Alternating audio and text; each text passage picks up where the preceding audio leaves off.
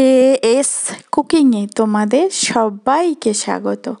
আজ তোমাদেরকে বানিয়ে দেখাবো মান কচুর তরকারি। এটা হলো রসুন কচু। তার জন্য ভিডিওটা সম্পূর্ণ দেখার অনুরোধ রইল। অনেকের কচু খেলে গলা ধরে, কিভাবে রান্না করলে গলা ধরবে না ওইভাবেই রান্না করছি আমি।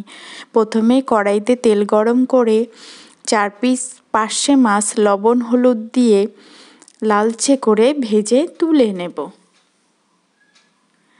সেই তেলে অল্প দেব গোটা জিরে ফোড়ন, আর দেবো 8 থেকে 10 কোয়া রসুন থেতো করে দিয়ে সেই কেটে রাখা আগে থেকে কচুগুলো মোটা মোটা করে কেটেছি এবার তেলের ওপরে দেব।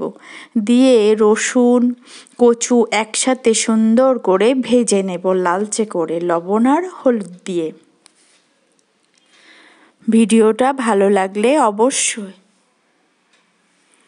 লাইক শেয়ার কমেন্ট করে জানাবে রসুন কচু কেমন হলো, আর সাবস্ক্রাইব করে পাশে থাকার অনুরোধ রইল।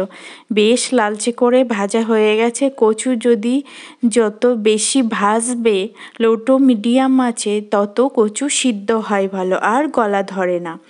ভাজা হয়ে গেছে, কচু একটু সিদ্ধ হয়ে এসছে। এবার ফুটন্ত গরম জল দিলাম পরিমাণ মতো, দিয়ে ঢেকে দেব 10 মিনিট মিডিয়াম আঁচে এটাকে রান্না করে নেব ঢেকে। ঢাকনা খুলে দেখে নেব কচুটা সিদ্ধ হয়েছে কিনা, প্রায় সিদ্ধ হয়ে এসছে। এবার সেই ভেজে রাখা মাছগুলো দিয়ে দেব, দিয়ে কচুর সাথে সুন্দর করে মিশিয়ে নেব। এবার দেব একটু লঙ্কার গুঁড়ো। কচুটা একটু শীতের দিনে ঝাল ঝাল হলে খুব সুন্দর খেতে হয়। এবার পরিমাণ মতো লঙ্কার গুঁড়ো দিয়ে দেব, পরিমাণ মতো হলুদ গুঁড়ো দিয়ে সুন্দর করে মিশিয়ে নেব। নিয়ে কিছুক্ষণ রান্না করে নেব। রান্না করে নিয়ে 5টা 6টা চেরা কাঁচা লঙ্কা দেব। রান্নাতে সব সময় শেষের দিকে কাঁচা লঙ্কাটা দিলে এর ফ্লেভারটা দারুণ আসে আর সবুজ ভাবটা লঙ্কার বজায় থাকে। এর জন্য তরকারিটা খুব সুন্দর একটা সেন্ট আসে। এবার দেখো কচুটা কি সুন্দর গলে গেছে।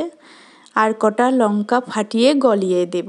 বেশ নুন ঝাল সুন্দর হবে সেইভাবে চেখে নেব। চেখে নেওয়া হয়ে গেছে। আমি বলো এতক্ষণ কোনো মশলা দিইনি তরকারিতে। শেষে একটুখানি গরম মশলা দেব, আর কিছুই দেব না। দিয়ে একটু ভালো করে মিশিয়ে নিলেই রেডি আজকের রসুন কচু। এইভাবে তোমরা একবার হলেও বানিয়ে দেখো, গরম ভাতে আর কিছুই লাগবে না।